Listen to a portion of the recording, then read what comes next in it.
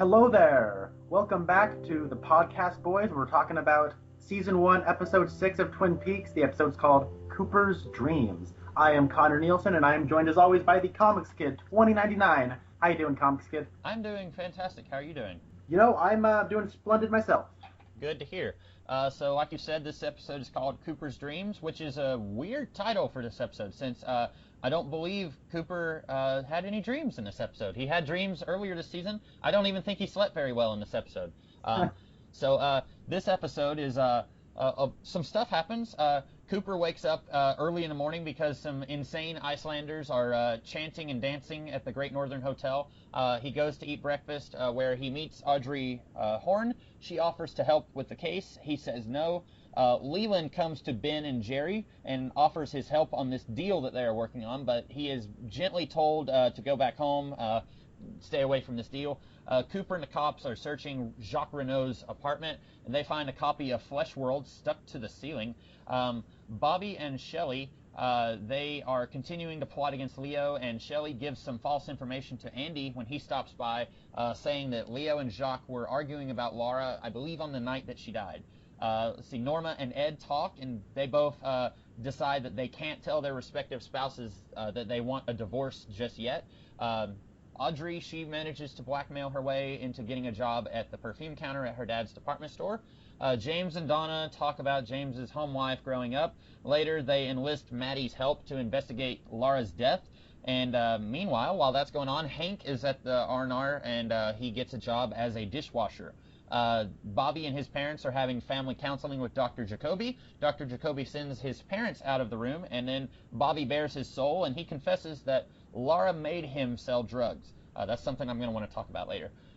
Coop and Donna's dad and the cops, they meet with the log lady, and she gives them some vague information about what happened on the night Laura died. She says that there's two guys and there's two girls having relations, and the cops infer that two of the guys are Jacques Renault and Leo. And then they find the cabin where these relations happened, with the two ladies being Laura Palmer and Ronette Pulaski.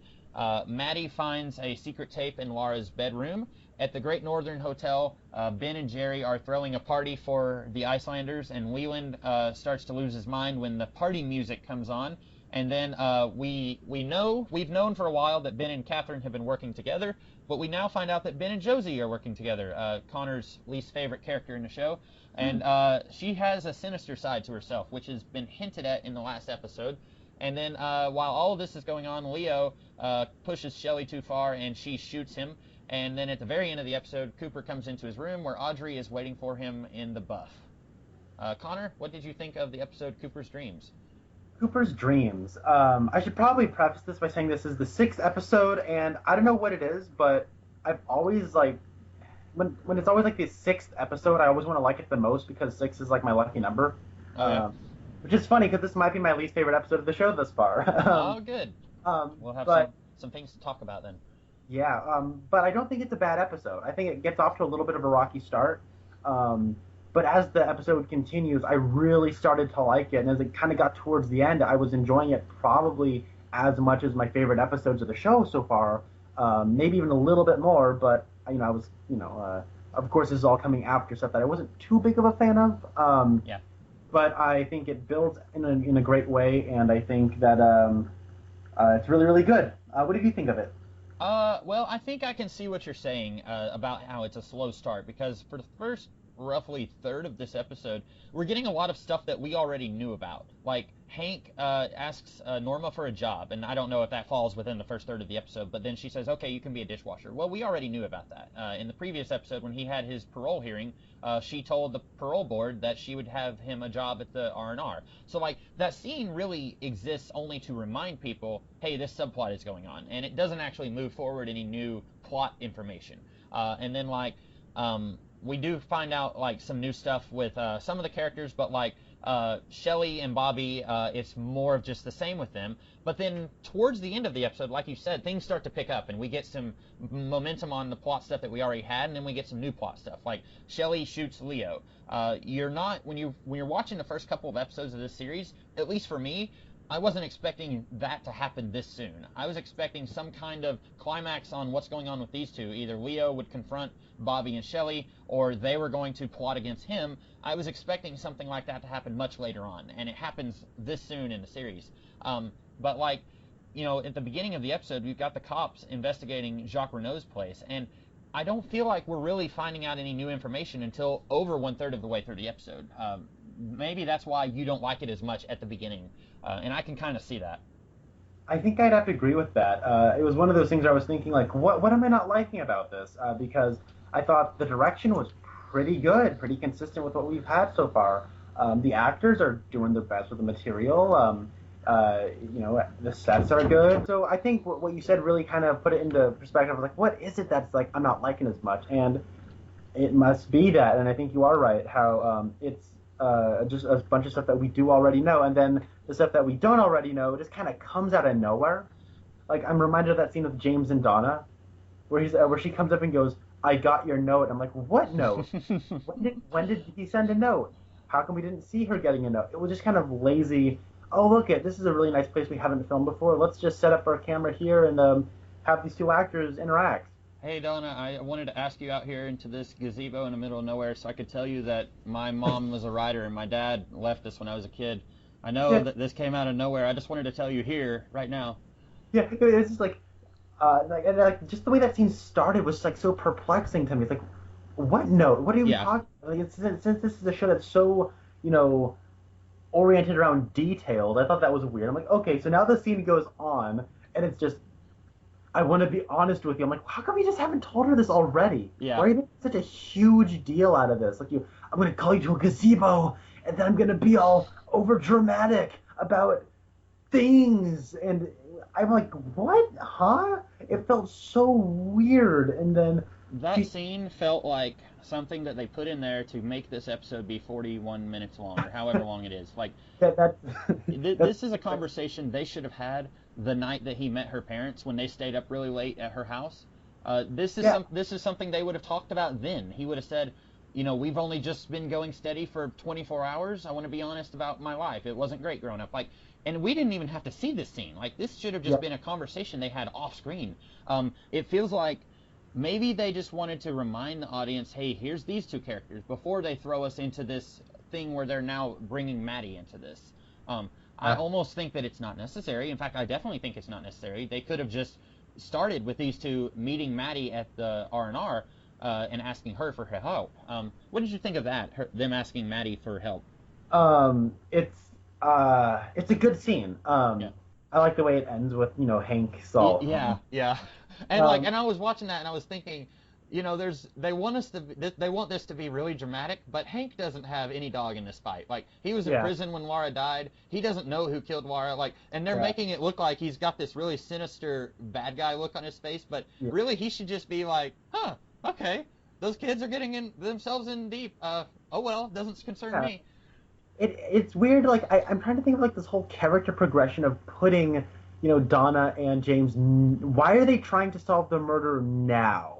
Yeah. We've kind of had a natural progression with Audrey. Audrey's had a really cool character arc this far, where she's stepping out of her comfort zone and trying to really stand up for herself, and she's being like a little sleuth, and it's really entertaining to watch. And we don't get a whole lot of Audrey in really any episode, but her progression is it's consistent and it's notable. And then now it's like, we knew her better than anybody, and it's been a week, so now we're gonna do it.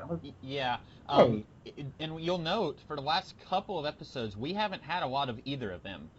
We haven't had very much of them at all. Like, in the funeral episode, James was barely in that episode. I don't think Donna even spoke in that episode.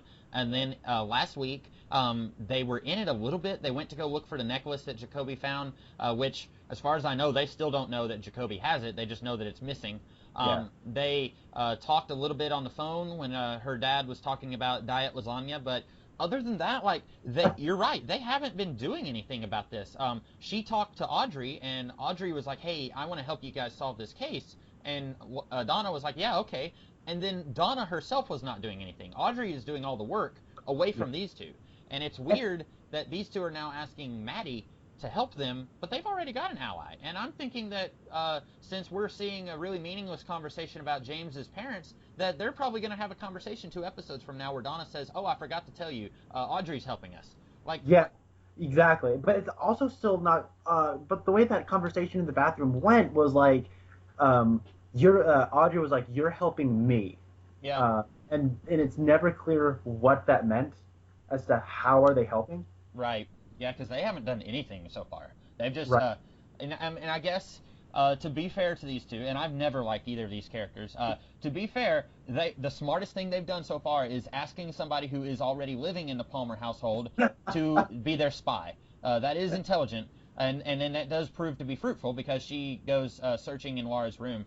And I just want to say they're doing a lot with a little here with the character of Maddie being played by I don't know the actress's name. It's the same lady who played Laura Palmer. They're doing a lot with a little here because Laura, from what we've seen in flashbacks and what we've gotten in dialogue, she was a wild child. She was very crazy, not in a good way. Like she was kind of, a free spirit at times, and people thought that was okay. But then she was also into drugs, and she was sleeping around with a lot of really dangerous people, and that's, less good. But then you got Maddie, who looks the same. I mean, she's got superficial differences, like hair is a little different, she wears glasses. But like in that scene where she is calling, I guess she's calling Donna, and she says, "I found a secret tape."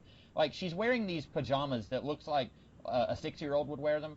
Like Yeah. they don't look like something that a teenager would wear, and it makes her seem really innocent. And I think that's it does wonders for her character. Like she's been in total maybe 5 minutes of both the episodes that this character's been in. But so far, I know so much about her character already. Like she seems really naive and innocent, which is a complete total opposite of Laura, and I think that works really well. Yeah. Also, to go back to that, the whole idea of bringing in, I like the idea of Donna and James teaming up with Maddie because they kind of represent that friend, family, and lover aspect to the relationship of Laura. Yeah. That can, and those three aspects are kind of tied closely in terms of how well you know somebody. Friends and family and lovers do tend to know each other, know the person that they're in the relationship with on kind of the same level, Yeah. and they look at that person in the same light. And then we have Audrey, who's just kind of like a peer of Laura's, Hmm. kind of going on an investigation on that level. And then we have Dale Cooper and the cops looking at her from, oh, she's a child or we're adults angle. So I Yeah, like this yeah. idea of, going at this investigation in, 2 or 3 different ways, depending on how you're looking at it. But It does sound good, like you said. It sounds good thematically.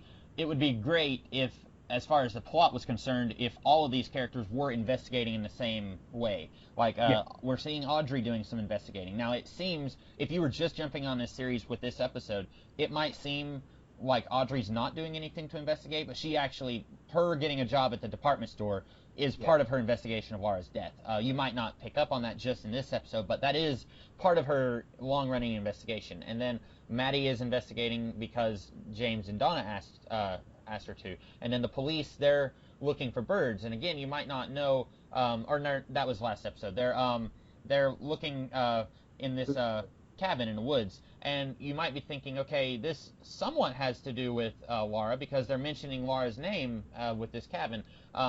It would be, I think, really the weak link is just James and Donna, who this is the first we've seen in like 3 or 4 episodes where they've said that they wanted to investigate this death.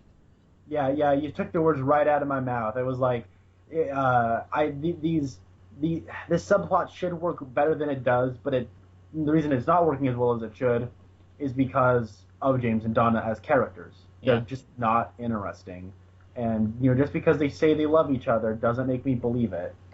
They are the Anakin and Padme of the early 90s. I love you, me too, but I can't love you. Me too. I am in agony. Ah, me too. It's I'm surprised we haven't heard them say that. I want to talk about Josie. So you have never liked this character, and as soon as I heard you say that you didn't, several episodes ago when we were recording, you said you did not like Josie. I was curious what you thought of this turn of events, where they are now turning her into sort of a film noir femme fatale. What do you think of this change of character for her? Well, we don't. She doesn't have a whole lot to say. That's right. Yeah. Nothing to say. Other And than this was right where you said it would be. What do we do now? yeah. That was about all she says in this episode. She does a Uh, lot of smoldering and smoking in a dark room. So how do I put this? I know this probably is not the intent of the people making this or anything, but it made me like Ben Horn a lot more. I already do. yeah, whenever you were first saying you didn't like this character and you didn't think the actress was doing a good job, I was wondering about this scene because it's weird to me when you go back to these early episodes of the series, they are not at all playing her like she is. She's got this dark secret, and that she's secretly working with people, and that because at the tail end of the previous episode, we find out that somehow she's been working with Hank. He called her and said something. I don't remember what he said. And then we saw that she was spying on Ben and Catherine, and then her boyfriend knows about that, but she's not ready to admit that yet. And now we find out she's working with Ben. There was no indication that there were any of these layers going on with her. And it could have been a really great twist, I guess, if we could go back to those early episodes and see some indication that there was some kind of depth to her. But it almost reads like they took this really innocent character, this really sweet, naive girl who she's just barely knows English, and like she has to ask the cops, what does shenanigans mean? Like, she seems almost childlike in her demeanor, and then she doesn't act like at all. Like, it almost just feels like they are completely doing a shape-shifting of this character, and it wasn't planned from the beginning. You know what? You say like, I don't think this actually does make it. To me, this almost makes her feel even more naive. Really? Where I feel Ben is playing both sides, and it makes Catherine also look more naive. Especially since Josie was spying on those two. So Yeah. if it turns out that Ben is playing all the sides and that he's this puppet master and nobody else knew what was going on, then that does make her look really stupid. I was just assuming that she knew about his alliance with Catherine and that this is the real alliance. But you could be right. I was just assuming, since she does know, that she and Ben are actually working together and he and Catherine are only pretending to. But we don't have any evidence of that. That was just me reading into it. It's entirely possible and probable that she is just being played, just like Catherine and everyone else who's working with Ben. It's one of those things where, and you are right, Catherine doesn't know about the Josie-Ben alliance, and but Josie knows about the Catherine-Ben alliance. You know what I just realized? Like, this is kind of where the whole Sawmill subplot's really kind of starting to spin its wheels, and they're like making, like, they're constantly saying, come on guys, just give us one more day and we'll burn it down, just one more day and we'll burn it down now. Yeah, Ben actually says that. Catherine, in a weird scene where she smacks him 3 times because he had a one-eyed Jack's chip. Then they start kissing on each other, and she says, "Let's burn the mill." And he says, "No, hold on. Let's give Josie a little bit more time. And then I have contracted somebody to burn the mill." And I'm thinking probably the same thing you're thinking. I'm thinking that was last episode. You got Leo to burn the mill down, and it didn't seem like you were saying, "Let's wait and burn it down." You said, "Burn it down. It needs to look like arson." Internal arson. He said in 3 days' time, and he also said, give me one more chance to buy it from Josie. Oh, okay. You're right. He did say 3 more days. But then, that's an eternity when each episode is 1 day.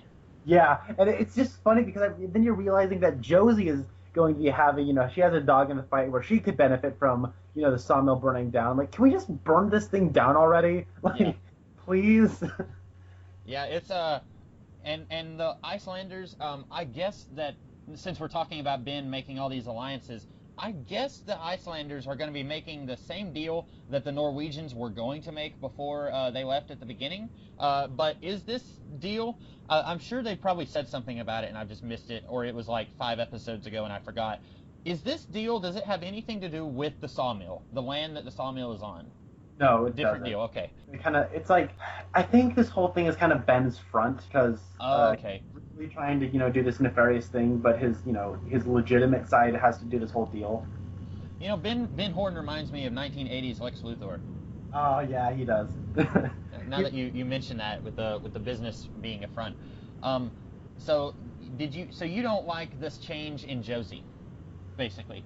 I'm not saying I don't like it. I mean, it feels in line with her character. She was like such a non-entity. It was just like they might as well just had a porcelain doll that looked like Josie, and it really wouldn't have made much of a difference to me. So you're saying they took a 0-dimensional character and made her a little bit one-dimensional? Yeah. Okay. I want to see how this develops before I kind of make any judgments on this, because It was just kind of like, it felt like a twist. I'm like, oh, it's a twist. Okay, that they, okay. Like I said, it kind of revealed more about Ben than it did about Josie to me. Yeah, So and if this was any other show, I would be interested to see what this would mean for her relationship with Harry.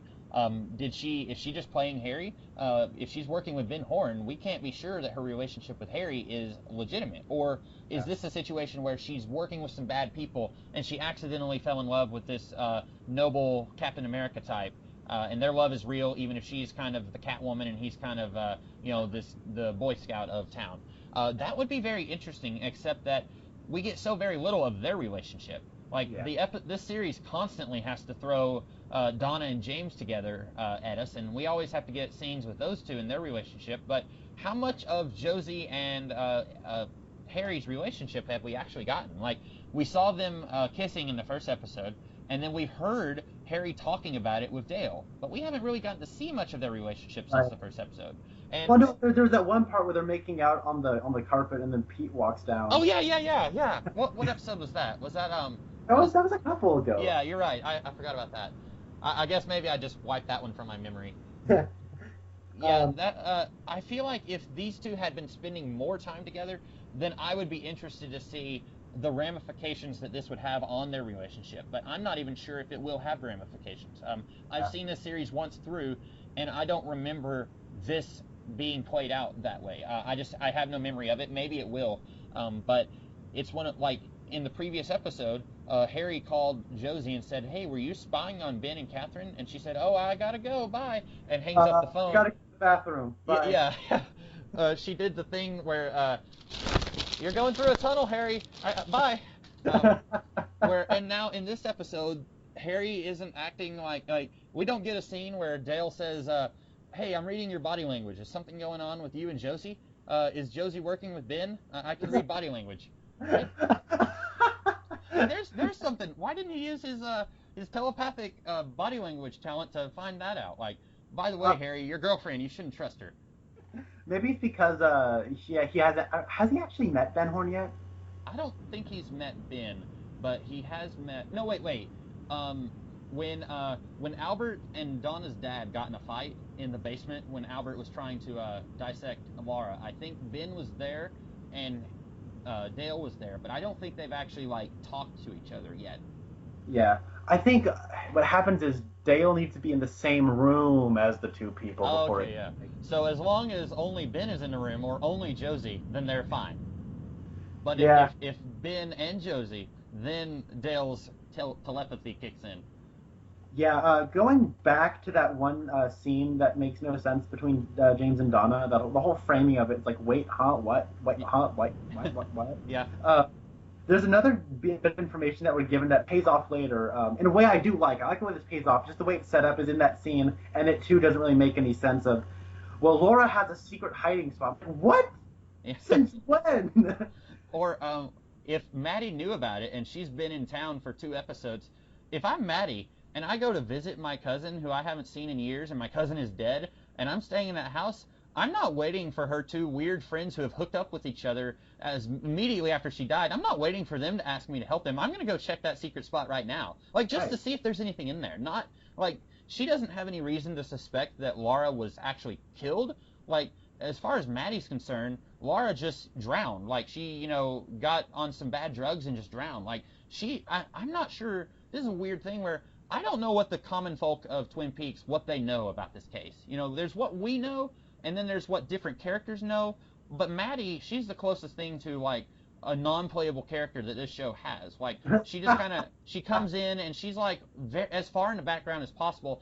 I don't know if she knows what any of these other characters know. So, she could have just out of curiosity checked that hiding spot 2 episodes ago, and then she could have, when they were talking to her at the R&R, she could have said, "You know what, that might explain this," and they'd be like, "What's that?" It's a secret tape that I found 2 episodes ago, and I'm just now telling you about it. That's awesome. He's like, because I didn't know who to trust. That'd be a great thing. Yeah. You are right. Yeah, and then you're also another right thing that you said was the whole, we're not sure what the town itself knows, what's classified, what's not. And I think that is a fair criticism. I also want to talk about Shelley really fast. Yeah. And that'll segue us into Bobby, but we learned something about Shelley that I never picked up on. One of Was those it that she dropped out of high school when she was in the 11th grade, or something else? right? Yeah, because she dropped out of high school in the 11th grade. That was the bit of information.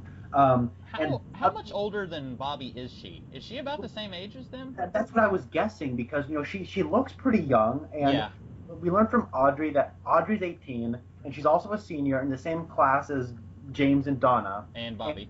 and Bobby, and so I just kind of assumed that how would Bobby and Shelley know about each other, apart from her just being a waitress. Yeah. And having that little bit of information gives us some history and some context that she probably went to high school with the rest of them, but she dropped out because she ran away with Leo. Mm-hmm. And I kind of think that kind of says something about Shelley that I never really noticed, and it made me like that character a lot more. It's not that I've never disliked Shelley. She's always just kind of been there. She's never been one of my favorites. I've never disliked her, but Right. I think that does provide more context to her, and I like her as a character more because of it. Yeah, and it's a lot like Maddie's wardrobe goes leaps and bounds to defining her character. This little bit of information, like you said, it makes us aware of Shelley's character a lot more than what we were. Yeah. I always assumed, like you, I had never picked up on that little bit of dialogue where he said dropping out of 11th grade and marrying that clown was the worst thing you could do, or something. He said the biggest mistake of your life, I think. I never picked up on that either, and so I always assumed that she was like maybe 2 years older than Donna, James, Bobby, Laura, Audrey. I always assumed she was just a couple years older, because I don't know how old Leo is. He might be close to the same age too. He might be just a couple years older than them, because we don't really know how much older than them he is, and I don't think we're ever told, but I could be wrong. So I always just assumed she was like kind of in between Bobby and Leo in terms of age. Yeah, he's pretty baby faced, so I do think he might. I think yeah, I think you're right.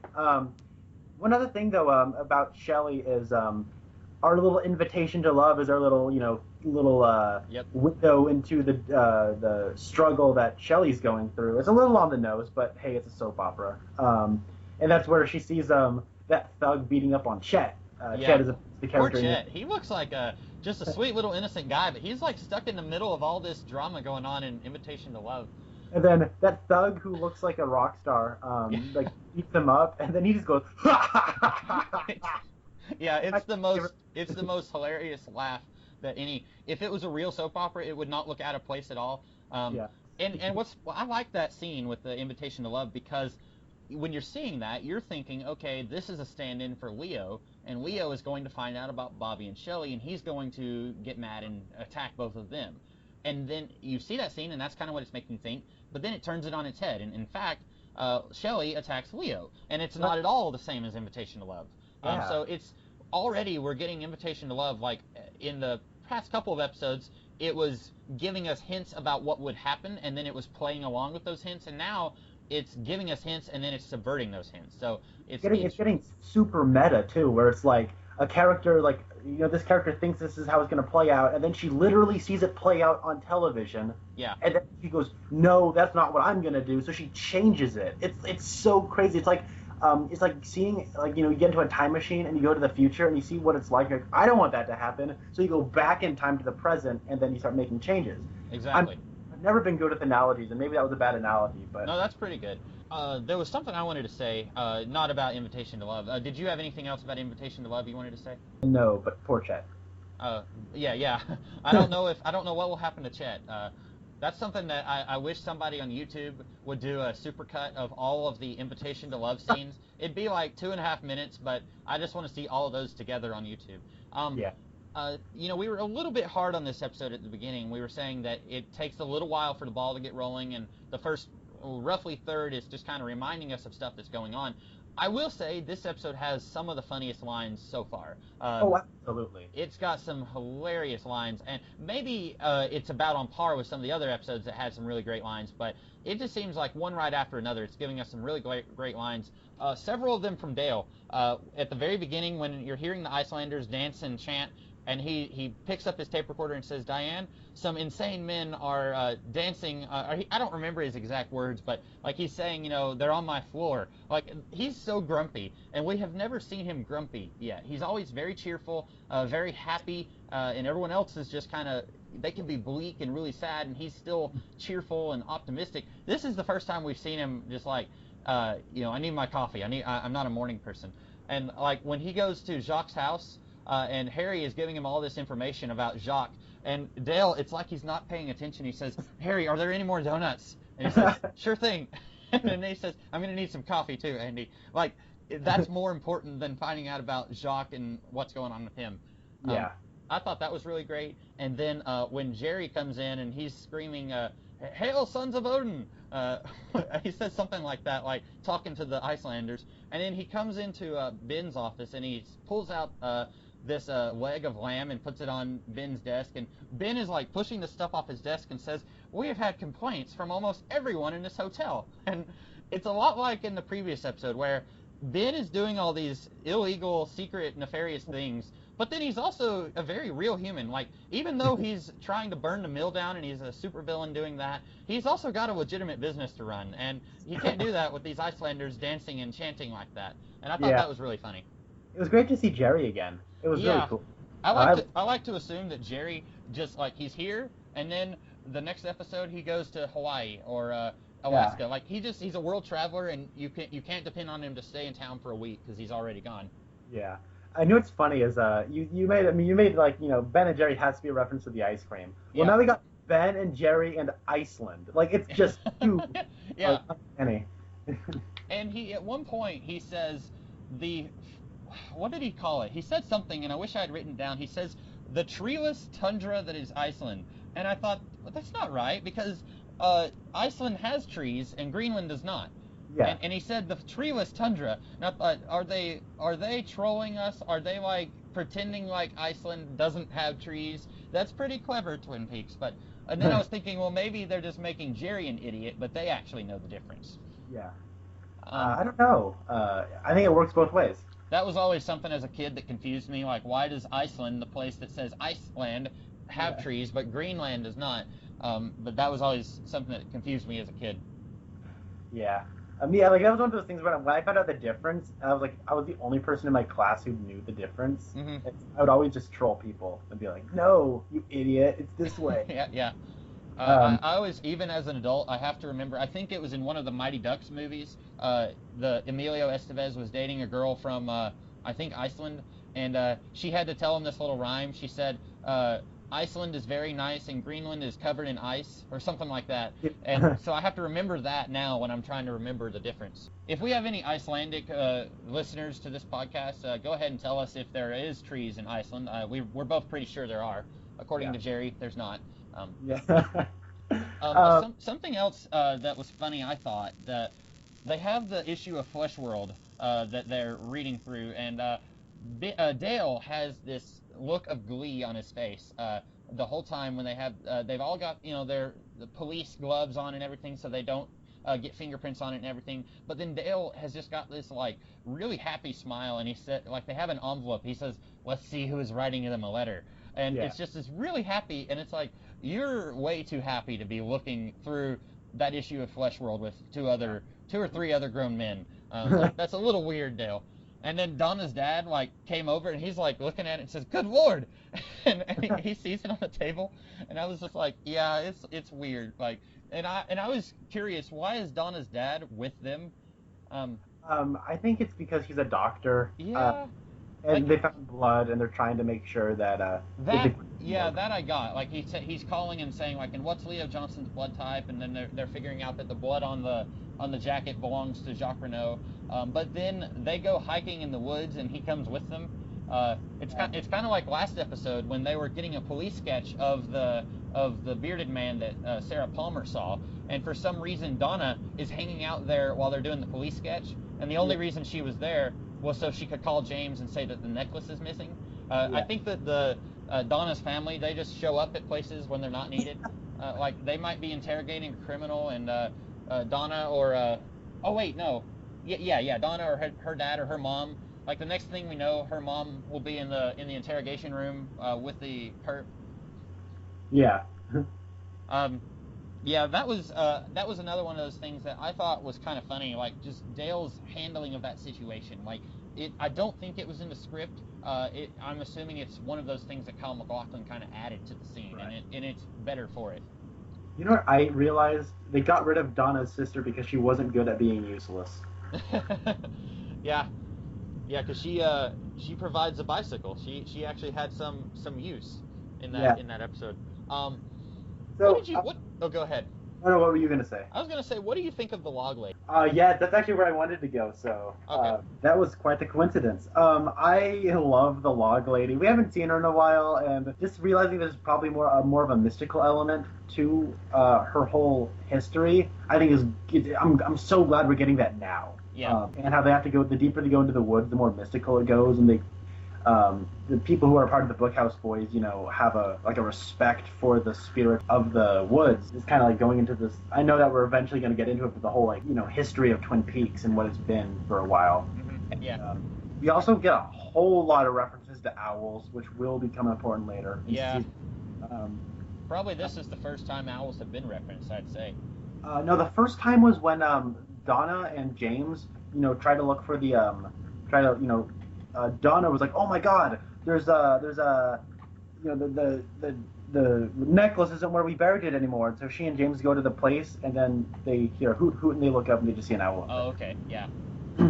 But yeah, this time around we really get it. There's a shot of the owl flying above the woods when they're walking through the woods, and then when they get inside the log lady's house, she says the owls won't see us in here. And then when the log lady's talking about the testimony of the log. She talks about how the owls almost symbolize, the spiritual death of Laura Palmer and how she was murdered because the owls found her, sought her out and found her and killed her. But I kind of like her. She's kind of creepy, but she herself isn't a creepy person inherently. Right. It's just like a great collection of things that are just so weird that you don't really know what else to make of it other than, I don't know, man, I guess it's creepy. Yeah. One thing I really like, and you mentioned the Bookhouse Boys, and I was curious, do you think that Donna's dad is a member of the Bookhouse Boys? That's a good theory. Because that might answer my question of what in the world is he doing here, hiking in the middle of the woods, going to the log lady's house. Because he's there at the beginning when they're looking at Jacques Renault's place, and that makes sense because they need to know the blood type on that sweater, or the jacket, and then he's with them here, and that whole time I was watching it, I was thinking, why is he with them? But if he's a Bookhouse Boy, if he is one of the Bookhouse Boys, that would make sense. And another thing, watching this scene, Dale kind of takes a back seat. Always before, when Dale enters a room with the cops, usually he's the one who kind of takes charge, and it's like, we're going to do a weird Tibetan technique to investigate this. We're not going to do normal police procedure, or you know what, I'm not going to charge Harry for punching Albert. I'm going to fight all the way up to the top if I have to. Like, he's the one who's kind of at the front, kind of taking lead of the situation. And what I really like about this scene when they go to visit the log lady is that he's kind of out of his depth. You've got Hawk and Donna's dad are both kind of more knowledgeable about what's going on here, and like Hawk is more, he knows how to handle the log lady. When the log lady says, "I've got tea and cookies," Dale starts to say, "No thanks, that won't be necessary," and Hawk stops him and says, "What kind of cookies?" And I'm glad you brought that up because that's my God bless you Hawk moment of the week. Yeah. She says sugar cookies, and then she says something else, "We'll have them when the tea is ready." And then Hawk just turns around to the guys and like nods silently, like, "Yeah, I just did my job." And then like they go inside, and then she starts to talk about when her husband died, and then Donna's dad says, "Yeah, that was right around the time you guys got married, wasn't it?" And it's interesting to see Dale kind of pushed to the side a little bit. He's very knowledgeable about a lot of stuff, but this is an episode that really, it shows us, despite everything that he knows and despite how effective he is as an investigator, he's still an out-of-towner. And so when they're doing something like this is part of, like you said, this is part of Twin Peaks history. And Dale would not be very knowledgeable about this. So it makes sense that two local boys who have lived here all their lives, they would know more about what's going on here. And I like that about how Dale almost becomes second fiddle to the investigation at that point in the episode. Right. Speaking of them going through the woods, probably my favorite shot of the entire episode. It comes at like a 32 minutes 41 seconds mark, and that's just the part where just like the four of their heads are all lined up. It's such yeah. It is such a classic Western shot. Yeah. I loved it, and like, oh man, I'm in love with that individual shot. I know it's a weird thing to bring up, but No, I like that shot too. And there's another shot that's very similar to it, but it's just Dale, Harry, and Hawk. Donna's dad isn't there. It's when they are at Jacques' place and they're looking in the Flesh World magazine, and somehow Dale has figured out that Laura placed an ad in Flesh World, and somehow he's figured this out because the person in the picture on Flesh World has red drapes behind them. And then there's this cabin that Jacques has a picture of at his place that also has red drapes. I was a little from his dream. Okay, so that was what I was thinking. I was assuming that the connection was from the red room in his dream, but I was certain there wasn't a more physical connection. But while they're looking at the picture that's tacked on the wall, they do a very similar shot to what you were talking about in the woods, but it's Dale, Harry, and Hawk, and Donna's dad wasn't there at that point. It would have been nice if they could have had all four of them be there for both shots, but that might have been a little too repetitive, maybe. Maybe. When they talk to the log lady, and I'm sorry I'm kind of jumping back and forth, but No, that's fine. when they talk to the log lady and she says that there was a third man, do you get that the classic, that's a reference to the classic film noir The Third Man, starring Orson Welles and Joseph Cotten? I didn't catch it at the time, but then when you just said that, I was thinking of, I haven't seen The Third Man. The closest I've come to knowing anything about it, I read The League of Extraordinary Gentlemen, which mentions it, so I don't know anything about the story, but yeah, when she said, now that you mention it, that does make sense. Yeah, that's what I love about this series. It's like they'll just like reference things that, what's the Third Man about? Well, it's about a guy who's out of his element trying to figure out what's going on in, in a place he doesn't understand. And this is Dale in a place he doesn't understand, trying to solve, kind of a similar case of what's the cause of death of, this individual. Yeah. And there's a third man. I'm like, oh, that's a really neat, that's a really neat illusion that they're making. Yeah. So yeah, I mean, and that's they're in the history of Twin Peaks right now. They're kind of talking about the history of film at the same time. It's a really neat, multi-layered sequence. Yeah, and we've talked many times about how this show is sending up soap operas. How there's a lot of soap operatic elements like the overacting, the insane plotting, and like the supernatural stuff. There's some soaps that are very supernatural. We've talked about how this is very much influenced by those. We haven't really talked a lot about it, but it's also influenced by 1930s and 40s black and white noir stories. The Humphrey Bogart and Cagney, stuff like that. And I'm not super knowledgeable about that era of film, but this has definitely got some very familiar elements from those kinds of movies, like The Girl That You Can't Trust, or The Femme Fatale, as I called. Am I pronouncing that right? I'm just kind of putting myself out there. Femme Fatale. Femme Fatale. Okay, I've only said it wrong like twice. So the Femme Fatale, as I said, as Connor said, which is kind of embodied by Josie a little bit in this episode. Like when she's in Ben's office and the lights are off and she's smoking, I can't tell you how many times I've seen a parody of a mystery story where the detective, the lady comes in with the fedora tilted and she's smoking, and he says, oh, her legs came up to here, but her eyes pierced my soul. Something like that. Like, I've seen that parodied, I can't tell you how many times, and that scene of Josie smoking in Ben's office, that's kind of sort of calling back to that sort of thing. And it's really cool how it's able to take all these very different things that you wouldn't think would go well together and meld them together into a very seamless stew, if you will. Yeah, I agree. When they get to Jacques' cabin, they find a plethora of clues. Yeah. So first off, they find is the bird's name Rocky? Is that his name? Waldo. Waldo. I don't know how I came up with Rocky, but I would say you probably are subconsciously combining Jacques and Renault, so it's like Rock. That maybe, yeah, because they mentioned the bird's name at one point in this episode, and if you haven't seen the previous episode, you would have no idea what's going on. You're like, wait a minute, what? What's Waldo? What's a Waldo? That's like another one of those things where this is a show you cannot just jump into the middle and work your way forward. You really have to start at the beginning. Yeah, and so they find Waldo. They find a blood stain on the carpet. Yeah. It's like, creepy music playing. So there's that's a reference to the dream, but there's always music in the air. Yeah. They find the twine on the ground. which is the same twine that was confirmed to have bound Laura. One of the twines, because Yeah, we were told that she was bound in two different places by two different twines. And so this was definitely the first one. Yeah. Then the One-Eyed Jack's chip that they found a piece in Laura's stomach, Yeah. but they found the entire rest of the chip, flies out of the cuckoo clock.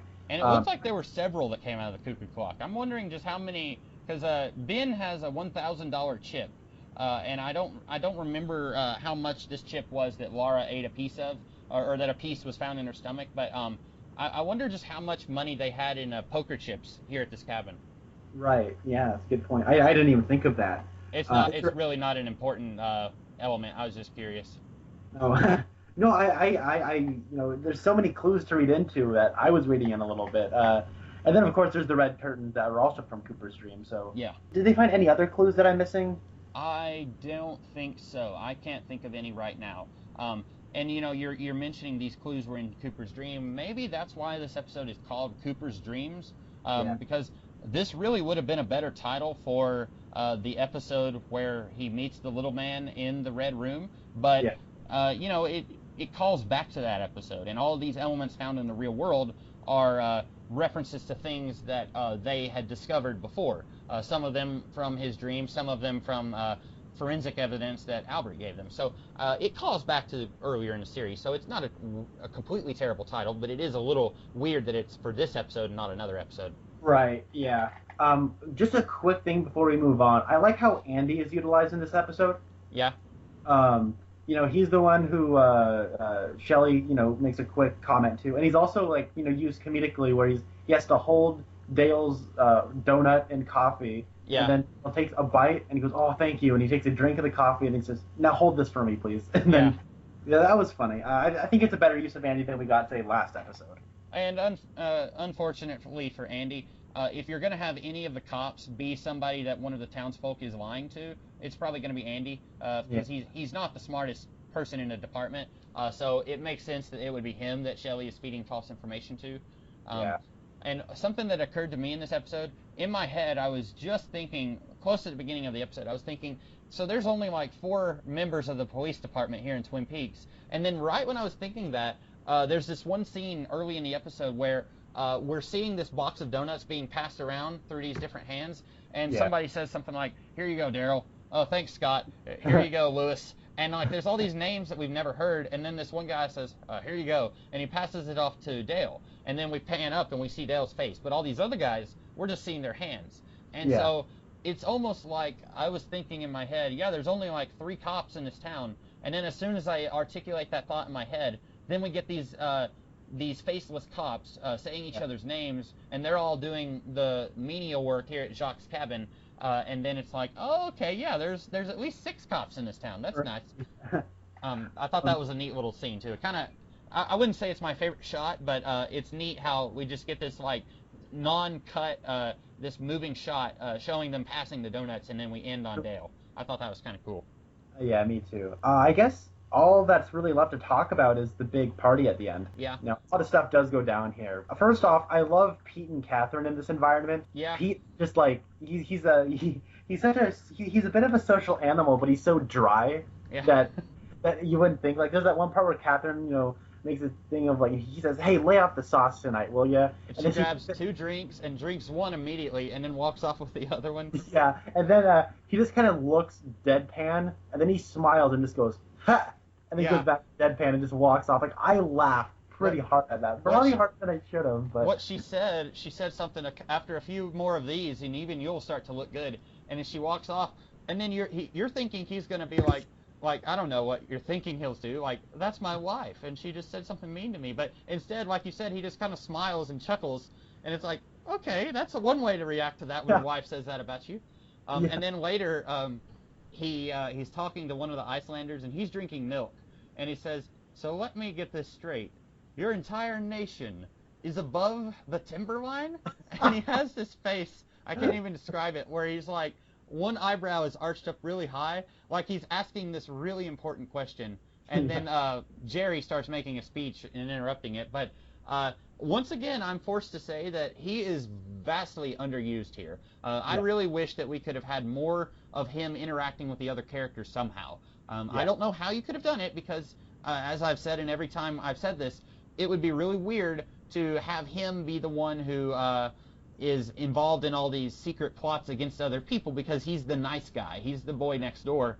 But he's so good that it's sad that they're not using him more. Yeah, and Jack Nance just comes to life. Yeah. So I also, I mean, you mentioned earlier that you thought it was weird that Catherine smacked Ben 3 times in the face. I loved that. And Piper Laurie, the actor who plays Catherine, what was that? No, I don't think it's weird. I think he deserved it. Yeah. He handles it very well. Like she slaps him and he just keeps talking like she didn't even slap him. Because she says, "What was this?" She says, "What was this chip from you know where doing in your pants?" She doesn't even say One-Eyed Jacks, and he says, "Oh, Jerry lent that to me. I was worried." And she slaps him and he says, "It's a bit of a good luck charm. I was afraid I'd lost it." And like he doesn't even act like he had gotten slapped. I thought that was so funny. And then she smacks him again. He goes, "Are you finished yet?" And then she slaps him again. Now, yes, I'm done now. Yeah, but Piper Laurie, the actress who plays Catherine, she just looks like she's having the time of her life just in this particular scene. I don't know what it is, Yeah. but it was like she's like smiling and like, but you can see that she's smiling underneath the angry face she always has on. But it's just a neat little. I feel like I haven't seen this side of Catherine before, where she's in this hyper social environment, and she Right. probably met Pete in this kind of a situation. Yeah. At least that's what I'm inferring that from the performances. And so we also get like Audrey in this scene, and the stuff with Audrey in this scene, like it kind of like hits me in a kind of a personal place actually. Like Oh, really?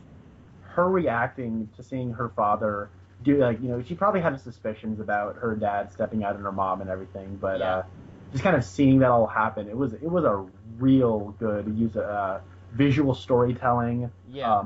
performance, this character, like everything just kind of came perfectly for that, and the way the music kind of goes to that, it was a really really good, and it's not like it dwells on it, just kind of occasionally cuts to her where she's like kind of laughing. Yeah. Well, And I like think it's she acts fantastic in it. But I thought it was odd how she's spying on her dad through the little spy hole that she has, and when he gets slapped, she's chuckling, and it's like, "Ha, you deserve that," because we know there's really no love lost between these two. But then later, when Leland is kind of starting to go crazy when the music is playing, and then everyone starts dancing, and she's watching from the side, and she's kind of crying, and I didn't know what to make of that. Like I said, she acts very great, but I was a little confused. I wasn't sure if is she happy that like this lady was slapping her dad, or is she sad that she's just been confirmed that her dad is sleeping with this lady that she doesn't really know that well. Like I wasn't really certain. What I inferred from it is, like, after they start making out and she kind of gets the information she needs, she just kind of goes ha ha ha ha, ha, ha. Like she's laughing, but you can tell she's not happy about it. Right. It's like, how like sometimes when people like get so upset that they just don't know what to do, so they just start laughing. Or like for example, like a good example is like when you watch a Tarantino movie, like The Hateful Eight, something so violent and crazy happens like out of nowhere that I had no idea how to respond but to like start laughing. Right. It's kind of like that where she has a lot of like she just has no idea how to react, and she just kind of starts chuckling, and then later it shows her crying because the whole situation is sinking into her. I think that's probably what it is. And I wasn't 100% sure because I was, like I said, she acts great. In the little spy hole where she's laughing, she's, it doesn't look fake. It's not like she's just like, okay, and now you have to laugh, and she goes ha ha ha, like it's not fake. It feels real. And then later when she's crying, it looks like she's crying, which any actor who can cry on command, I'm not going to say that automatically makes them a great actor, but they definitely get a high five from me because I cannot cry on command. The closest I can come is just my allergies acting up, and that's not the same thing. But you're probably right. It's just a lot of information for her to take in, and she's kind of taking it in, and it's a little overwhelming for her. That's probably what it is. And the way that escalates to her, like, waiting for Dale in his bed, naked. I know, like, the whole idea of, like, the whole, cliche of daddy issues. like the thing is, like that's a joke. I know a lot of people use, and a lot of people see it as a cliche or a stereotype. Yeah. But I thought it was presented in a way like that does happen for a lot of women. They don't feel like loved enough from their parental father figure, and cause them to act out like that does happen. And I thought the way it was presented here was a very respectful, natural way to present that. And cliches have to come from somewhere. Right.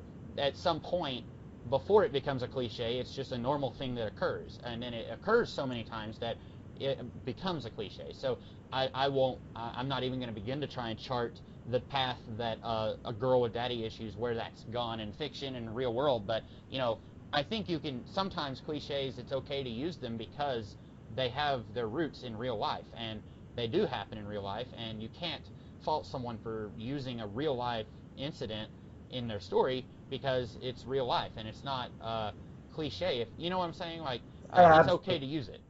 Yeah, and I thought it was a very knowing Audrey and how she has a bit of a crush on Dale. Yeah, it's been seeded plenty of times. It did. If we had never been told that she has a crush on Dale, it would have been weird.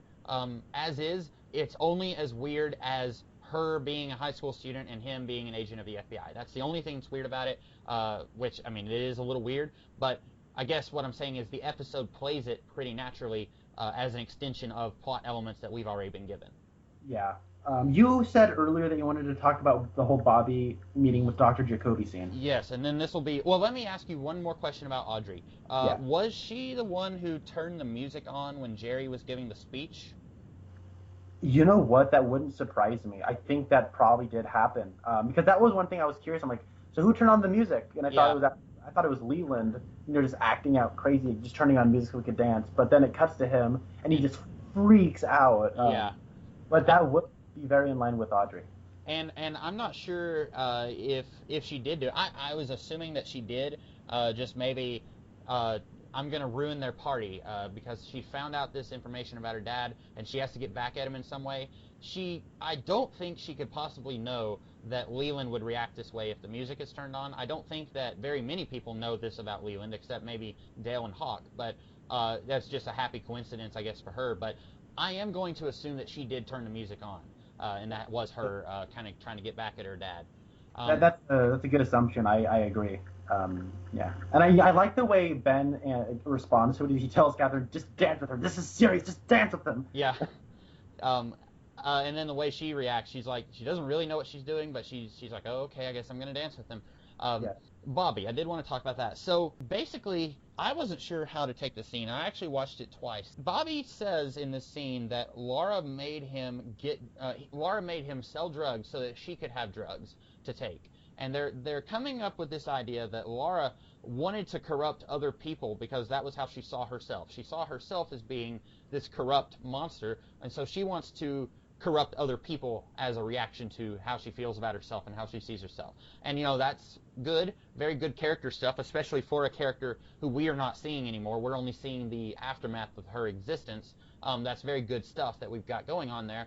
But what I thought was strange was, a few episodes ago in the funeral, you and I had both you had mentioned this, and I really liked this idea, the idea that Bobby was maybe blaming himself for Laura's death because what we were both saying was he had pulled her into this drug smuggling operation, and then she dies, and he was blaming himself. He thought maybe it was because he pulled her into the drug operation that she died, and he doesn't know all this other stuff that's going on with her about like her working at One Eye Jacks and these 3 different people who had sex with her on the night she died. He doesn't know any of that. So all he knows is that she was involved with the drug ring that he was involved with. And at the time, we were both thinking that he had pulled her into that. And now, in this session with Dr. Jacoby, he tells Dr. Jacoby that she pulled him in. And that was something I've watched. Like I said, I've seen this series once before all the way through, and I didn't remember that scene.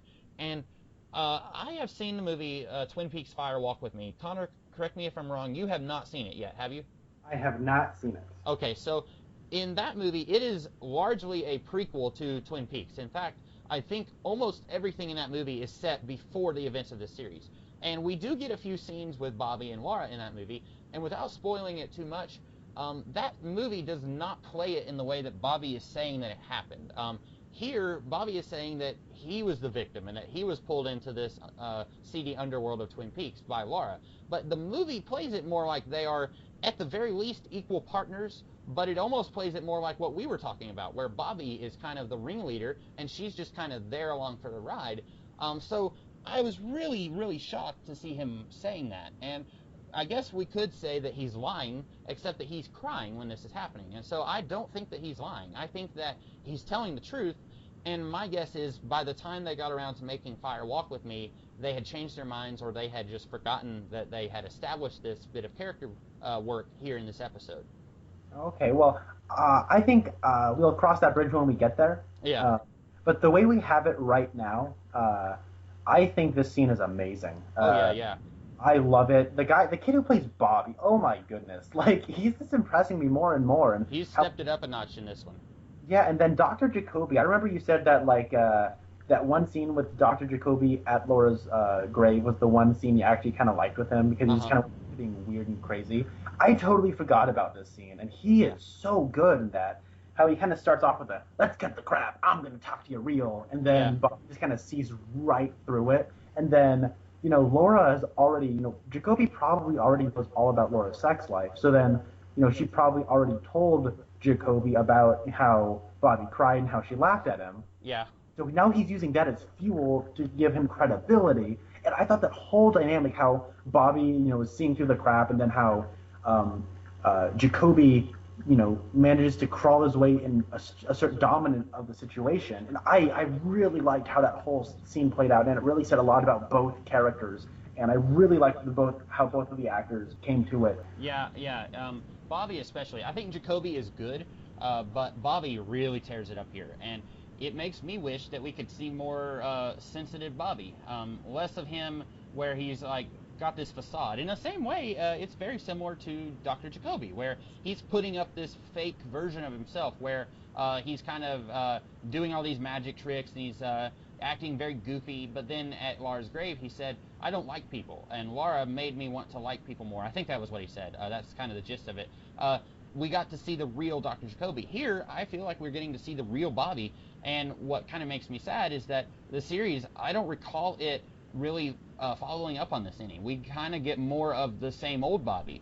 We get different versions of the same old Bobby, but we don't really get any more of this Bobby, where he's very sensitive and very open to sharing his experiences with other people. And I wish we could have more of that later on. Okay. I'm not even sure if we get any more scenes with him and Dr. Jacoby in the series. We probably do, but I don't remember any. Okay. But yeah, I don't know. As it stands, this is a really great scene, and definitely. Anyways, I don't really have much more to say about this. We've been talking about this episode in particular for a while now. Oh yeah. Well, there was a lot to talk about, I think. Absolutely. And I would say overall, I think this episode does a lot of stuff, but it waits until the last third of the episode to do all that stuff. It's kind of it almost seems like it's going to be another one of those episodes where not a lot happens, and then whammo, a whole lot of stuff happens. So that'll be this one was an interesting one to talk about for sure. We didn't even really talk about Shelley shooting Leo, because I think ultimately that was just kind of like just kind of thrown in there. Like, we'll definitely get a lot to say next episode when they follow that up. Yeah, I agree. Yeah, it was one of those things where most of Shelley's screen time was just her kind of with Bobby, and then like you don't even expect it to happen, like I said earlier, and then it just kind of happens, and you're like, whoa. And then next episode we'll probably be dealing with that one quite a bit. But if you don't have anything else to say, then I do. I have one last. One more. Okay, yeah. We finally got payoff to last episode. Shelley and Norma did get pedicures and manicures. Yeah, I thought you were going to say that Nadine is in a couple of towns over at the patent office getting her silent drape runner patented. I didn't think we were ever going to get payoff for that subplot that's been going on this entire season. Yeah, we did get to see them come in from the beauty salon, and they were the prettiest women in the diner, because I think by that point all the other women had left. I joke though, but yeah, you're right. That was seeded last episode, and then we get to see that come into play here. So if you don't have anything else, I don't have anything else either. So we will see you guys next time when we talk about the next episode of Twin Peaks. This is the Comics Kid 2099. And I'm Connor Nielsen. All right, we will see you guys next time.